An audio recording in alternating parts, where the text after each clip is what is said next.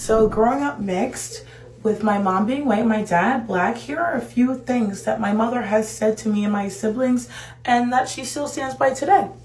If we were at Christmas with her family, whenever we were leaving, she would say, all the color kids get in the car, or all the black kids get in the car. Every time we went to the beach, she would tell us before we got out of the car that she is staying here until she's our color. And we would stay there for about like 10 hours. My mom had a friend, a white friend, with white kids. When we went over there, she was like, oh, my house is so a mess. I need to clean. My mom said, don't clean. That's what I have slaves for. And me and my siblings cleaned in front of those white kids while they watched TV the whole time.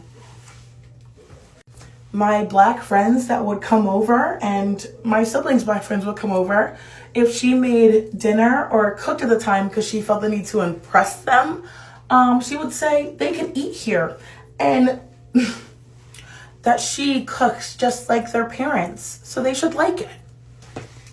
Growing up all the time, she planned all of her kids and she wanted them to be that way. And she planned and she wanted mixed babies since she was really young, she said. And whenever she's angry with someone or a child maybe, instead of saying the N-word like ER, she says it with the A, but in the most racist way you could ever imagine. Let me know if you guys want a part 2. Sometimes racism isn't from strangers. It's from the people who are around you. It's from the people who birthed you. Like this lady right here. Did you all just hear what she had to say? Using the N-word, saying, oh, don't worry, the slaves will clean up. Saying all the black kids get into the car. Like, why would racism come from a mother, right? Because if you lay down with a black man, obviously your kids are going to come out mixed, meaning they have some black in them. So why would you go ahead and have black kids or mixed kids and then hate on them in the future? Yeah, it's not making sense. Okay, let's dive in. Hi guys, welcome to my channel. My name is Janita Maya. If you're new here, please subscribe, do all the nice things, follow me on all my socials at Janita Maya, and I'll see you on the next one. My mom was a racist white woman and she hated black people, which is crazy because look at me, guys. I'm black. I am black.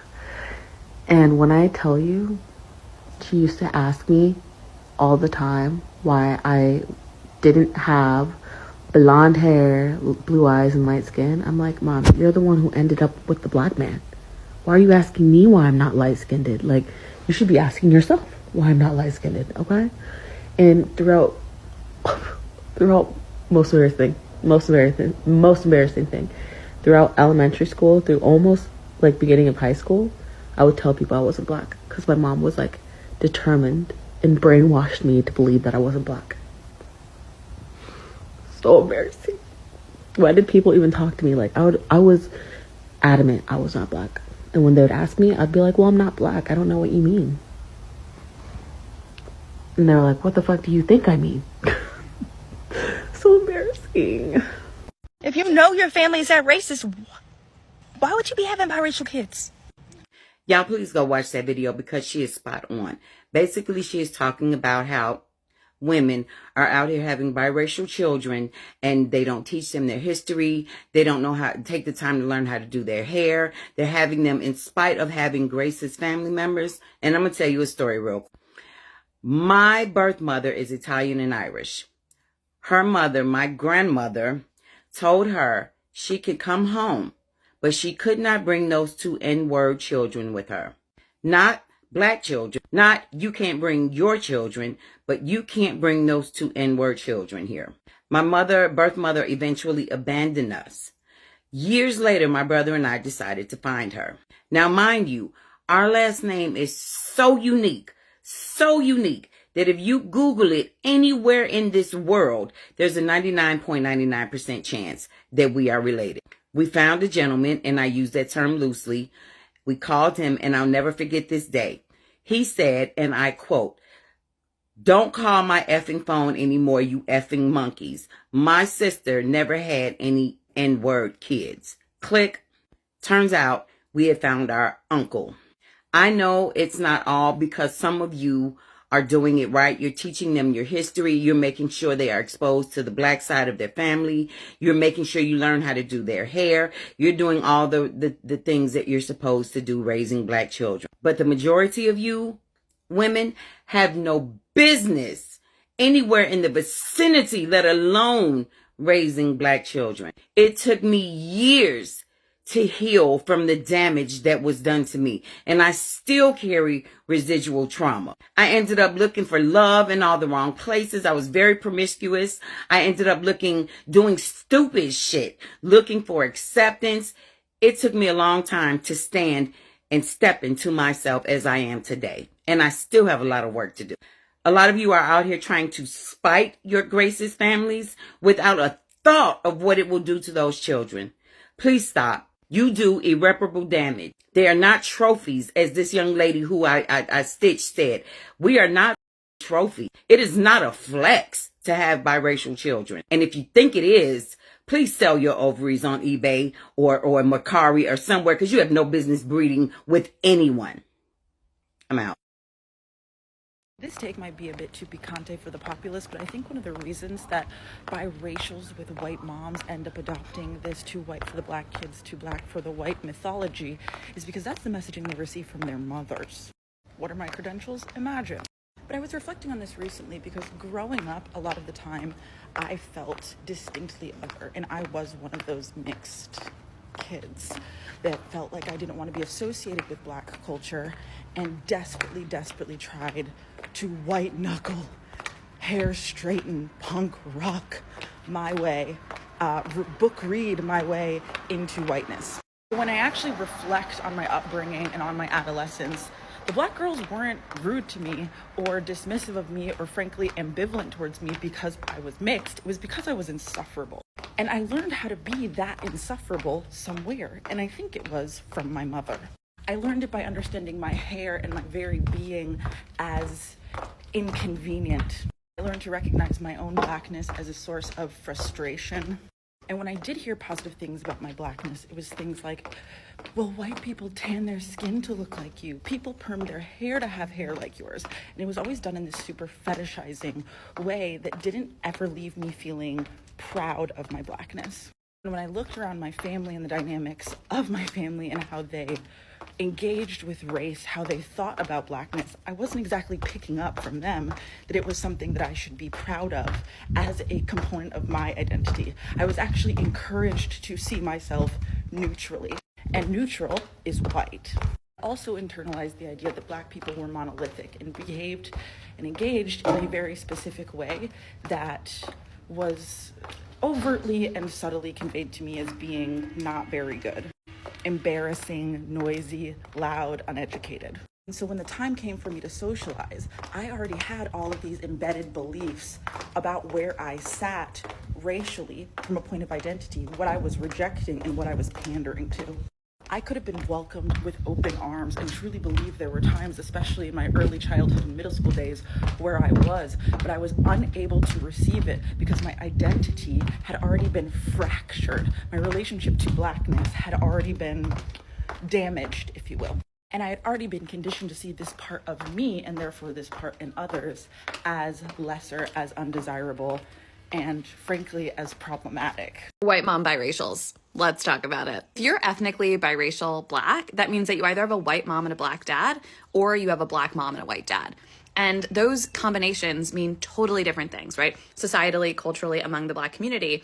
One is perceived as very positive, and the other can be perceived as negative. If you're a Black mom biracial, that typically means you were raised in the culture, you were raised to be respectful, you were raised to not center yourself among Black people. The opposite is true. If you're called a white mom biracial, that oftentimes means that you do center yourself, that you're not accustomed to your culture, that you don't perceive yourself as Black. Before we go further, I think it is important to note that this conversation of white mom versus Black mom biracial is framed through motherhood, which is an inherently kind of misogynistic idea. It's this idea that mothers are the only one that sustain tradition and that the fathers are kind of just just like left out of this conversation. I think it's just important to keep in mind. Let's start with Black mom biracials, right? Like zooming out from the children, I think we as like a Black community oftentimes prefer or preference this idea of like a Black woman being with a white man.